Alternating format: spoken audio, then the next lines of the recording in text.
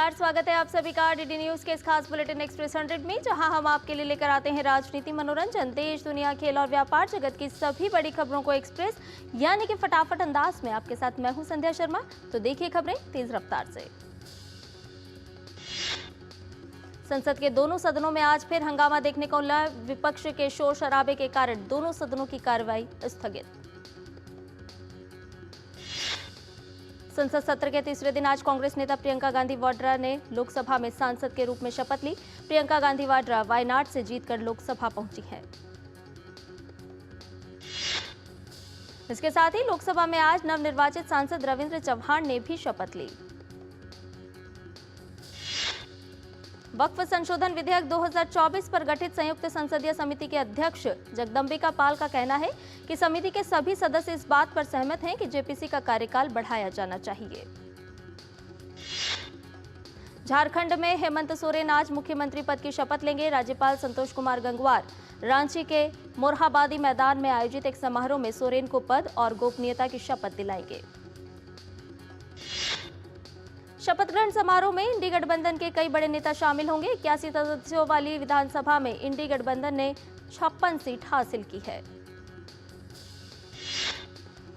मुख्यमंत्री हेमंत सोरेन के शपथ ग्रहण समारोह के मद्देनजर यातायात की भीड़ और जाम से बचने के लिए रांची के जिला शिक्षा अधिकारी ने शहर के स्कूल आज बंद रखने का निर्देश दिया है। महाराष्ट्र में आज नए मुख्यमंत्री का ऐलान हो सकता है। इसके लिए महायुति के तीनों दलों के नेताओं की दिल्ली में बैठक होगी। राष्ट्रवादी कांग्रेस पार्टी प्रमुख अजित पवार, शिवसेना प्रमुख एकनाथ शिंदे और भाजपा नेता देवेंद्र फडणवीस आज दिल्ली में केंद्रीय नेतृत्व के साथ सरकार गठन को लेकर विस्तृत चर्चा करेंगे। इससे पहले महाराष्ट्र के कार्यवाहक मुख्यमंत्री और शिवसेना नेता एकनाथ शिंदे ने कहा कि उनकी पार्टी राज्य के अगले मुख्यमंत्री को लेकर भारतीय जनता पार्टी के केंद्रीय नेतृत्व के फैसले का समर्थन करेगी। ठाणे में एकनाथ शिंदे ने मीडिया से कहा कि केंद्रीय मंत्री अमित शाह से मिलने के बाद मुख्यमंत्री को लेकर फैसला लिया जाएगा। भारतीय जनता पार्टी के वरिष्ठ नेता जो फैसला लेंगे वो हमें मंजूर होगा। गृहमंत्री अमित शाह आज उत्तराखंड के एक दिवसीय दौरे पर रहेंगे। इस दौरान अमित शाह मसूरी के लाल बहादुर शास्त्री प्रशासन अकादमी के 99वें फाउंडेशन कोर्स के समापन समारोह को संबोधित करेंगे। केंद्रीय मंत्री अमित शाह ने एक्स पर कहा कि लाल बहादुर शास्त्री राष्ट्रीय प्रशासन अकादमी ने दशकों से भारत को उसकी सभी जटिलताओं और विविधताओं के साथ समझने वाले पेशेवर प्रशासकों को तैयार करके हमारे शासन की रीढ़ बनाई है। उत्तर प्रदेश के संभल में सर्वे के दौरान हुई हिंसा और बवाल के बाद स्थिति शांतिपूर्ण है। संभल में जगह जगह सुरक्षाकर्मी तैनात किए गए हैं। इसके अलावा जामा मस्जिद क्षेत्र के आसपास कड़ी निगरानी की जा रही है।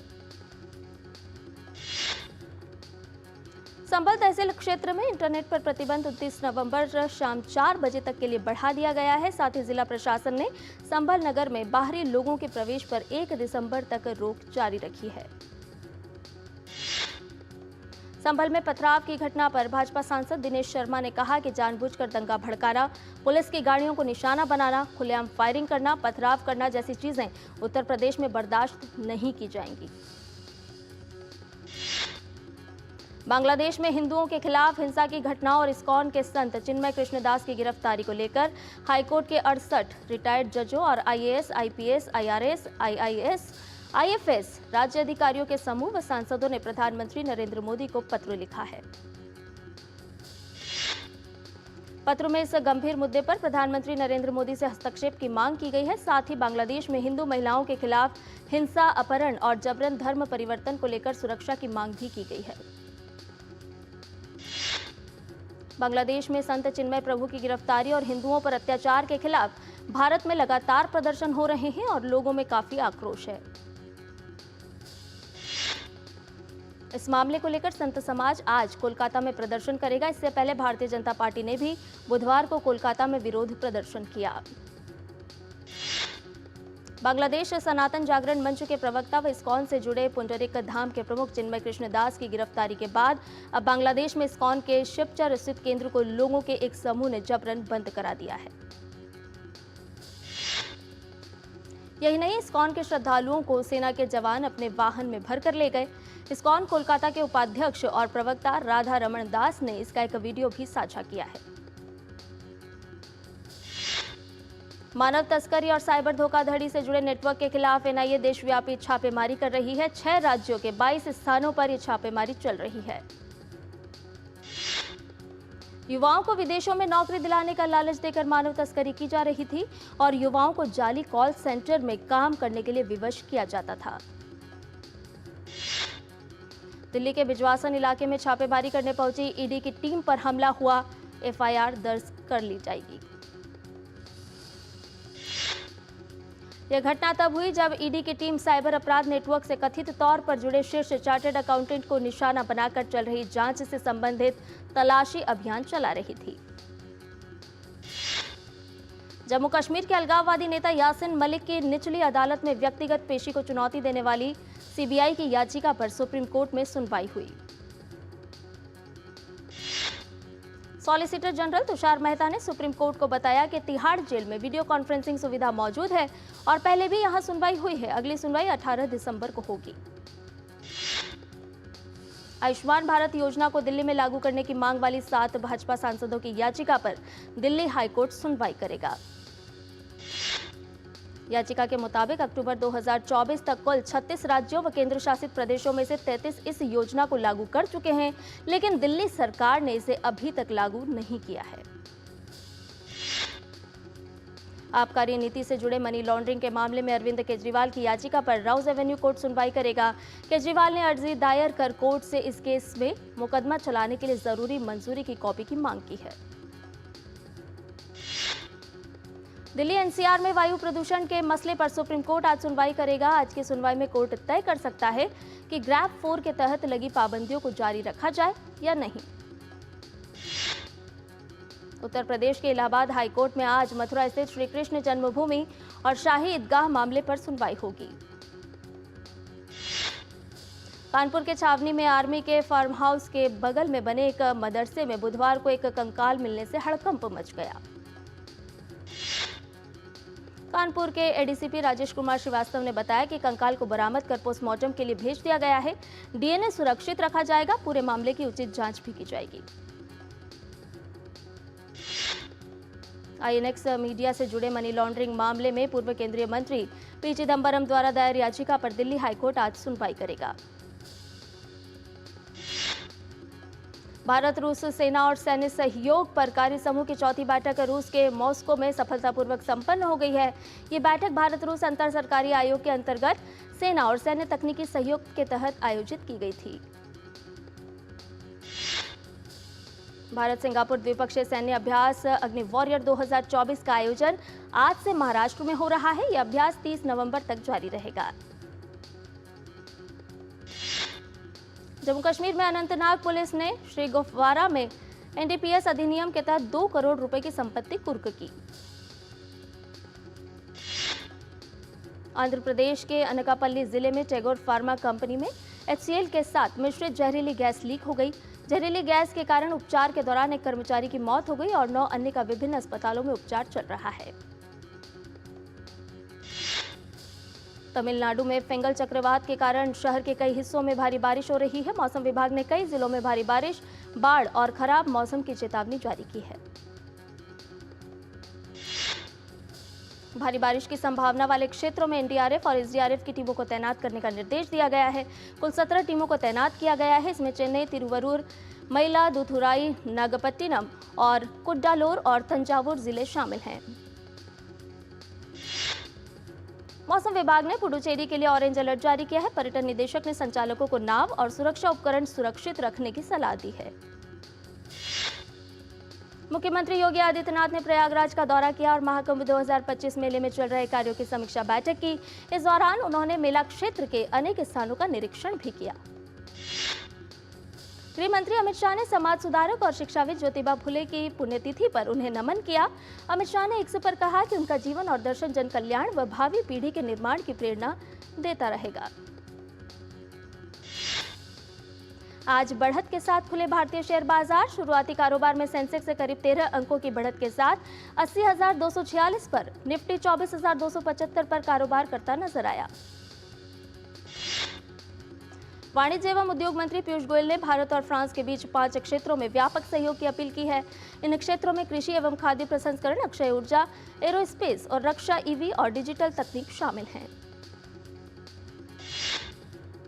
केंद्रीय मंत्री के मुताबिक भारत और फ्रांस के बीच वित्त वर्ष 2024 में द्विपक्षीय कारोबार $15 अरब के स्तर पर पहुंच गया, जिसमें भारत का निर्यात $7 अरब और आयात $8 अरब था। वित्त मंत्रालय के अतिरिक्त सचिव ने इंदौर में चल रही यूरेशियन समूह की 41वीं पूर्ण बैठक के दौरान कहा कि भारत उन कुछ देशों में शामिल है जो फिनटेक उद्योग को विनियमित करने के लिए FATF की सिफारिशों पर काम कर रहे हैं। धन शोधन और आतंकवाद के वित्त पोषण से निपटने के लिए वित्तीय कार्रवाई कार्यबल की सिफारिशों के अनुसार भारत में फिनटेक उद्योग को विनियमित करने के लिए ठोस कदम उठाए गए हैं।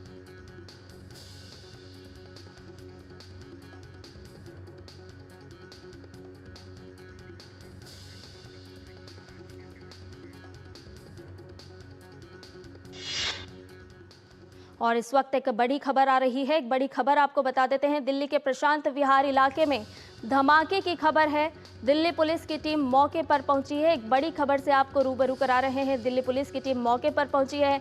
बम धमाके की खबर सामने आ रही है। दिल्ली का ये मामला, फोरेंसिक टीम भी घटनास्थल के लिए रवाना हो चुकी है। दिल्ली पुलिस को धमाके की कॉल मिली थी और जिसके बाद फोरेंसिक टीम रवाना हो चुकी है। दिल्ली के प्रशांत विहार इलाके में धमाके की खबर मिली, एक कॉल पुलिस के पास पहुंचा और उसके बाद पुलिस लगातार सक्रिय हुई तुरंत और टीम को मौके पर पहुंची। दिल्ली पुलिस की टीम, वहीं फोरेंसिक टीम को भी रवाना किया गया है। आपको बता दें कि फोरेंसिक टीम भी घटनास्थल के लिए रवाना हो गई है और इस पूरी खबर पर ताज़ा जानकारी ले लेते हैं हमारे संवाददाता नीरज सिंह से। नीरज, किस तरह की खबर सामने आ रही है? धमाके की खबर है प्रशांत विहार इलाके में, कौन कौन सी टीम अभी मौके पर पहुंच चुकी है और किस तरह की जांच चल रही है?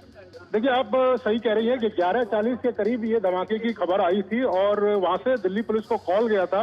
उसके बाद दिल्ली पुलिस की जो टीम है वो सक्रिय हुई और प्रशांत विहार दिल्ली में जहां से ये धमाके की खबर आई थी वहां पर दिल्ली पुलिस की टीम पहुंची है और पूरे इलाके को एक तरीके से सील कर दिया है। इसके अलावा जो फॉरेंसिक टीम है उसको भी कॉल किया गया है दिल्ली पुलिस के द्वारा और वहां पर जो जांच है उस काम को दिल्ली पुलिस कर रही है और इसके साथ ही जिस व्यक्ति के द्वारा कॉल की गई थी उससे भी जानकारी ली जा रही है। ऐसा प्रशांत विहार कॉलोनी और उसके आसपास रहने वाले लोगों का मानना है कि धमाका हुआ था और उसकी जो आवाज है वो काफी दूर तक सुनाई दी थी। अब ये किस तरह का धमाका है, क्या कोई ये पटाखा है, इसकी जांच दिल्ली पुलिस करेगी। लेकिन जैसे ही धमाके की खबर मिली दिल्ली पुलिस तुरंत घटनास्थल के लिए रवाना हो गई। इससे पहले भी आपको पता होगा कुछ एक महीने पहले भी प्रशांत विहार में धमाके की खबर आई थी। सीआरपीएफ जो एक स्कूल था उसके पास धमाके की खबर आई थी और उस समय भी दिल्ली पुलिस ने मामले को देखा था, जांच करी थी, फॉरेंसिक टीम भी पहुंची थी और अब दोबारा से प्रशांत विहार इलाके में ही धमाके की खबर आई है। अब दिल्ली पुलिस ये जांच करेगी क्या ये धमाका सुनियोजित था या फिर कोई बम जो दीपावली के समय रह गया था वो फटा है। अब इसकी फॉरेंसिक जांच के बाद ही पता लगेगा। लेकिन हाँ, इतना जरूर है, बाकी लोगों का कहना है कि धमाका उन्हें सुनाई दिया था। नीरज, आपसे ये भी जानना चाहेंगे कि मिठाई की दुकान के पास जो स्कूटर था वहाँ शायद ये बात सामने आ रही है कि उसके आसपास ये धमाका हुआ है। किस तरह, किस व्यक्ति ने कॉल किया था, क्या पुलिस ने किन्हीं लोगों के बयान लिए हैं, किन्हीं लोगों के बयान दर्ज किए हैं कि किस समय में ये घटना हुई है और उसके बाद किस दिशा में अब पुलिस जाँच कर रही है? देखिए, 11:30 बजे के आसपास ये धमाका हुआ था और पुलिस को जब कॉल गया उसके बाद पुलिस की जो टीम है वो तुरंत पहुंची। वहाँ जो लोग हैं उनसे लगातार पूछताछ कर रही है पुलिस की टीम। इसके अलावा जिस व्यक्ति ने कॉल किया था, जो मिठाई की दुकान आप बता रही हैं, वहाँ पर भी दिल्ली पुलिस जो लोग हैं उनसे पूछताछ कर रही है। फॉरेंसिक टीम भी वहाँ पर जो जांच का काम है उसने शुरू कर दिया ये देखने के लिए कि आखिर इस धमाके में किस तरह का जो पदार्थ है वो प्रयोग किया गया था और ये धमाका किस तरह का था। क्या ये कहीं ऐसा तो नहीं कि दीपावली के समय बड़ी संख्या में जो लोग हैं वो पटाखे और इस तरह के जो कह सकते हैं कि पटाखे वगैरह रखते हैं, कहीं वो धमाका तो नहीं है। लेकिन अभी तक जांच चल रही है। लोगों का ये कहना है कि धमाके की जो डेंसिटी थी वो काफी ज्यादा थी और काफी दूर तक वो सुनाई दिया था। तो हो सकता है कि ये धमाका किसी ने जो बम है वहां पर रखा हो। अब ये जांच के बाद ही पता लगेगा। लेकिन हाँ, दिल्ली पुलिस लोगों से लगातार पूछताछ कर रही है और ये जान रही है कि आखिर कितने बजे ये धमाका हुआ था, और वहाँ उस इलाके के जो सीसीटीवी हैं उसको भी खंगालने का काम दिल्ली पुलिस ने कर दिया है। नीरज, क्या किन्हीं लोगों के हताहत होने की कोई खबर आ रही है? क्या कुछ लोग घायल हुए हैं इस धमाके में? क्योंकि बताया जा रहा है जिस तरह से कि धमाका जो है वो जोरदार था, स्कूटर में हुआ है, यानी कि ज्वलनशील पदार्थ की आशंका तो पूरी से नजर आ रही है। तो क्या किन्हीं लोगों के घायल होने की या हताहत होने की कोई खबर? देखिए, अभी तक तो दिल्ली पुलिस बहुत ज्यादा जानकारी शेयर नहीं कर रही है। बस इतनी ही जानकारी शेयर करी है कि एक धमाके की खबर आई है, दिल्ली पुलिस की टीम वहां पर पहुंची है, फॉरेंसिक की टीम भी वहां पर पहुंची है, और इसके अलावा वो धमाका किस तरह का था, उस धमाके में किस तरह का पदार्थ यूज किया गया था, उसकी जो जांच है वो फॉरेंसिक टीम करेगी। लेकिन हाँ, इतना जरूर है कि वहाँ स्थानीय लोगों का ये कहना है कि धमाका काफी दूर तक सुनाई दिया था, और हो सकता है कि वो किसी टारगेट को लेकर वो धमाका किया गया हो। लेकिन अब ये जांच के बाद ही स्पष्ट हो पाएगा कि उस स्कूटर को कौन लाया, उस स्कूटर में जो धमाका बम इस्तेमाल किया गया था वो उसमें किस तरह का बम था, क्या वो लो डेंसिटी का बम था या हाई डेंसिटी का बम था, नुकसान पहुंचाने का इरादा था या केवल दहशत फैलाने का इरादा था। तो ये तमाम जो सवाल हैं जिनके जवाब दिल्ली पुलिस खोजेगी, और दिल्ली पुलिस लगातार लोगों से पूछताछ कर रही है। वहाँ सीसीटीवी है, उसको भी खंगालने का काम दिल्ली पुलिस ने कर दिया है, और पूरे रूट को देख रही है कि जो स्कूटर आया था वो किस रूट से आया था, क्या स्कूटर वहां खड़ा हुआ था, उसमें धमाका रखा गया था। तो ये तमाम सवाल हैं जिनके जवाब जल्द ही दिल्ली पुलिस देगी। जी, बहुत शुक्रिया तमाम जानकारी हमसे साझा करने के लिए। आप लगातार इस खबर पर नज़र बनाए रखिए, क्योंकि जो शुरुआती जानकारी आ रही है उसके मुताबिक धमाका जो है वो बड़ा था। आगे परतें खुलेगी और पता चलेगा कि आखिर इसकी क्या वजह थी और किस तरह का ये धमाका था। क्या सिर्फ दहशत फैलाने के लिए धमाका किया गया या फिर वास्तव में किसी तरह की ये कोई घटना थी? फिलहाल रुकने एक छोटे से ब्रेक के लिए, जल्द हाजिर हूँ।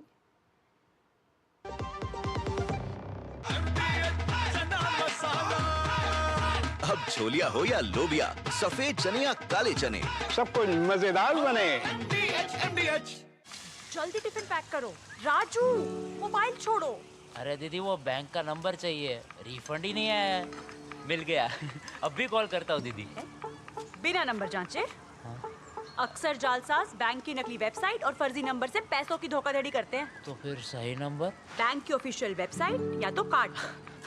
आपने तो बचा लिया दीदी। काम से नहीं। आरबीआई कहता है, सही वित्तीय बर्ताव करे आपका बचाव।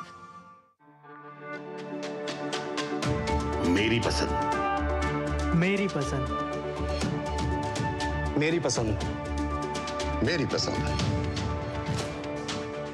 हमारी पसंद, हम सबकी पसंद। मजबूत देश का मजबूत सरिया हो गया स्टील। MDH की देगी मिर्च, देगी मिर्च का तड़का, अंग अंग फड़का। MDH की देगी मिर्च। और ब्रेक के बाद एक्सप्रेस 100 में आपका एक बार फिर से स्वागत है। भारत और रूस के बीच द्विपक्षीय व्यापार 2024 में रिकॉर्ड $66 अरब तक पहुंच गया है, जो पिछले 5 साल में 5 गुना की वृद्धि है। कोलकाता में रूस के महावाणिज्य दूत मैक्सिमम वी कोजलोव ने कहा कि रूस और भारत 2030 तक महत्वाकांक्षी $100 अरब के व्यापार लक्ष्य को प्राप्त करने की दिशा में आगे बढ़ रहे हैं, जिससे सहयोग और विविध व्यापार अवसरों के विस्तार से बल मिलेगा। आवास एवं शहरी कार्य मंत्रालय ने संयुक्त सचिव और मिशन निदेशक कुलदीप नारायण ने कहा है कि सरकार का लक्ष्य 5 साल में 1 करोड़ घरों का निर्माण करना है। रसायन और उर्वरक मंत्रालय के अनुसार इस वर्ष अक्टूबर-नवंबर में 17 लाख टन से अधिक डाई अमोनियम फॉस्फेट उर्वरक आयात कर राज्यों को वितरित किया गया, जबकि घरेलू उत्पादन से 6.5 लाख टन की आपूर्ति की गई। मंत्रालय ने कहा कि वैश्विक चुनौतियों और लाल सागर क्षेत्र में भू राजनीतिक संकट के बावजूद सरकार राज्य सरकारों और उर्वरक कंपनियों के साथ समन्वय कर किसानों की मांग पूरी करने के लिए प्रतिबद्ध है। उपभोक्ताओं की शिकायतें दर्ज करने की सस्ती, त्वरित और बाधा रहित व्यवस्था के तौर पर ई दाखिल पोर्टल सभी राज्यों और केंद्र शासित प्रदेशों में सफलतापूर्वक शुरू हुआ। सरकार ने कहा कि ई दाखिल पोर्टल मामला दर्ज करने, उनकी प्रगति की निगरानी व प्रबंधन को सुव्यवस्थित करेगा। इससे उपभोक्ताओं और अन्य हितधारकों के लिए परेशानी मुक्त अनुभव सुनिश्चित हो सकेगा। साइबर सुरक्षा को लेकर दिल्ली में 18 से 29 नवंबर तक एक कार्यक्रम का आयोजन किया जा रहा है, जिसमें साइबर खतरे से निपटने पर विचार विमर्श जारी है। कार्यक्रम के मौके पर भारत साइबर सुरक्षा स्टार्टअप प्रदर्शनी में भारत के अग्रणी अन्वेषकों ने अभिनव समाधानों का प्रदर्शन किया। भारत एनसीएक्स 2024 का आयोजन राष्ट्रीय सुरक्षा परिषद सचिवालय द्वारा राष्ट्रीय रक्षा विश्वविद्यालय के सहयोग से किया जा रहा है। गोल्डमैन सैच ने ये उम्मीद जताई है कि दिसंबर 2025 तक अंतर्राष्ट्रीय बाजार में सोने का दाम $1,111 प्रति 10 ग्राम तक पहुंच जाएगा। ये $3,150 प्रति औंस होगा। रिपोर्ट के अनुसार सोने के दाम में इस तेजी का एक बड़ा कारण वैश्विक केंद्रीय बैंकों की ओर से ज्यादा खरीदी है। साथ ही अमेरिकी राजकोषीय स्थिरता, व्यापार में मंदी और युद्ध की चिंताओं से भी कीमतें बढ़ेंगी। यूबीएस को भी उम्मीद है कि सोने की कीमतें बढ़ती रहेंगी। दिसंबर 2025 तक $2,900 प्रति औंस तक पहुंच जाएंगी। तेजी के रुझान में ये $3,000 प्रति औंस तक भी जा सकती है। टेलीकॉम और नेटवर्किंग उत्पादों के लिए पीएलआई स्कीम में आवेदन करने वाली कंपनियों की बिक्री 65,000 करोड़ रुपए के पार हो गई है। इसके साथ ही इन कंपनियों ने 12,000 करोड़ रुपए का निर्यात किया। केंद्रीय संचार राज्य मंत्री डॉक्टर चंद्रशेखर पेम्मासानी ने लोकसभा में बताया कि टेलीकॉम और नेटवर्किंग उत्पादों के लिए पीएलआई स्कीम की 42 आवेदक कंपनियों ने लगभग 4,000 करोड़ रुपए का निवेश किया है। केंद्र सरकार ने 2018 से दिल्ली, पंजाब, हरियाणा और उत्तर प्रदेश में पराली प्रबंधन पर लगभग 3,700 करोड़ रुपए खर्च किए। केंद्रीय पर्यावरण मंत्री कीर्तिवर्धन सिंह ने लोकसभा में कहा कि पंजाब को सबसे ज्यादा 1,680 करोड़ रुपए, हरियाणा को 1,082 करोड़ रुपए, यूपी को 764 करोड़ रुपए, दिल्ली को 6 करोड़ रुपए और आईसीएआर को 83 करोड़ रुपए आवंटित किए गए हैं। एफएमसीजी समूह धर्मपाल सत्यपाल ग्रुप ने शहरी स्थिरता को बढ़ावा देने के प्रयास के तहत एक जलवायु तकनीक स्टार्टअप लिक्विड ट्रीज के साथ साझेदारी की। नोएडा के डीएस मुख्यालय स्थित लिक्विड ट्री नामक इंस्टॉलेशन जलवायु परिवर्तन और शहरी वायु प्रदूषण के खिलाफ लड़ाई में अहम साबित होगा। इजरायल ने अंतर्राष्ट्रीय आपराधिक न्यायालय आईसीसी को सूचित किया है कि वह गाजा युद्ध के मामले में प्रधानमंत्री बेंजामिन नेतन्याहू और उनके पूर्व रक्षा मंत्री योव गैलेंट की गिरफ्तारी वारंट के खिलाफ अपील करेगा। प्रधानमंत्री बेंजामिन नेतन्याहू ने कहा कि अमेरिकी रिपब्लिकन सीनेटर लिंडसे ग्राहम ने उन्हें अंतर्राष्ट्रीय आपराधिक न्यायालय और इसके साथ सहयोग करने वाले देशों के खिलाफ अमेरिकी कांग्रेस में प्रचारित किए जा रहे उपायों की एक श्रृंखला के बारे में जानकारी दी थी। अमेरिका के नवनिर्वाचित राष्ट्रपति डोनाल्ड ट्रंप के कैबिनेट और प्रशासन के कई सदस्यों को बम से उड़ाने की धमकी मिली है। प्रवक्ता कैरोलिन लिविच के बयान में कहा गया है कि धमकियां मंगलवार रात और बुधवार सुबह दी गईं। डोनाल्ड ट्रंप ने सेवानिवृत्त अमेरिकी जनरल केथ कैलॉग और रूस और यूक्रेन के लिए विशेष दूत के रूप में नियुक्त करने का ऐलान किया है। इजरायल और हिजबुल्लाह के बीच करीब 14 महीने के संघर्ष के बाद अब युद्ध विराम लागू हो चुका है। इसकी मध्यस्थता अमेरिका और फ्रांस ने की है। संघर्ष विराम के बाद अपने घरों को छोड़कर अलग अलग जगहों पर पनाह लिए गए लोग अपने आशियानों की तरफ लौट रहे हैं। विश्व शतरंज चैंपियनशिप में भारत के डी गुकेश ने मौजूदा चैंपियन चीन के डिंग लिरेन को तीसरे दौर में शिकस्त दी। जूनियर एशिया कप हॉकी प्रतियोगिता में भारत आज अपने अगले ग्रुप मैच में जापान से भिड़ेगा। तेज गेंदबाज जसप्रीत बुमराह ने गेंदबाजों की आईसीसी टेस्ट रैंकिंग्स में शीर्ष स्थान हासिल कर लिया है। यशस्वी जायसवाल आईसीसी टेस्ट रैंकिंग्स में अपने करियर की सर्वश्रेष्ठ रैंकिंग दूसरे स्थान पर पहुंच गए हैं। अपना 30वां टेस्ट शतक लगाने वाले Virat Kohli ICC test ranking में 13वें स्थान पर हैं। गुजरात के सलामी बल्लेबाज उर्विल पटेल ने टी20 में 28 गेंद में शतक लगा दिया। यह किसी भारतीय द्वारा लगाया गया सबसे तेज टी20 शतक है। भारत की विकेटकीपर बल्लेबाज यस्तिका भाटिया कलाई में लगी चोट के कारण ऑस्ट्रेलिया के खिलाफ आगामी वनडे सीरीज से बाहर हो गई हैं। Syed Modi India international 2024 badminton प्रतियोगिता में आज पुरुष एकल वर्ग में लक्ष्य सेन राउंड ऑफ 16 का मैच खेलेंगे। पुरुष एकल वर्ग में ही भारत के किरण जॉर्ज राउंड ऑफ 16 के मैच में जापान के शोगो ओगावा से भिड़ेंगे। महिला एकल वर्ग में राउंड ऑफ 16 में आज पीवी सिंधु का सामना ईरा शर्मा से होगा। मालविका बंसोड़ राउंड ऑफ 16 के मैच में श्रेयांशी वेलशेट्टी से 2-2 हाथ करेंगी। चैंपियंस लीग में लिवरपूल ने रियल मैड्रिड को 2-0 से हरा दिया। लिवरपूल के लिए मैक एलिस्टर और गैक्पो ने गोल किए। चैंपियंस लीग में एस्टन विला और यूवेंट्स के बीच खेला गया मैच गोल रहित ड्रॉ रहा। रुडवैन निसेल रूए लेस्टर के कोच बनेंगे। निसेल रूए स्टीव कूपर का स्थान लेंगे।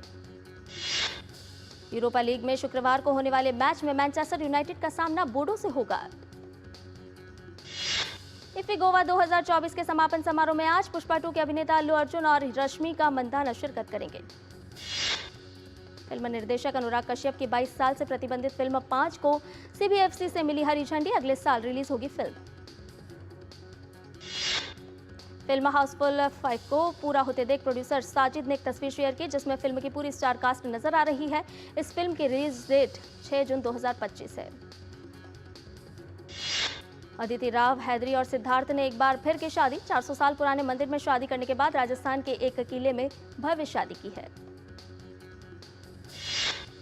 फिल्म पुष्पा 2 द रूल 5 दिसंबर 2024 को सिनेमाघरों में देगी दस्तक।